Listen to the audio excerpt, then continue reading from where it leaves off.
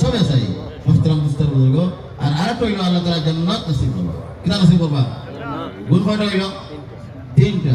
তিন জিনিস, তিনটা গুণ যার মাঝে আছে আল্লাহ তাআলা তিনটা পুরস্কার দিলে। এবার তিনটা পুরস্কার আগে কইলাম, মনে থাকবে সবার আগে রাখান যে তিনটা পুরস্কার দিবা, তিনটা পুরস্কার দিবা, তিনটা গুণ যার মাঝে থাকবো। গুণগুলো ওনার দরকার নেই। আমরা এক নম্বর হইল রিফকুম বিজাইফ, দুর্বল যারা আছে সমাজে তাদের সহযোগিতা করা।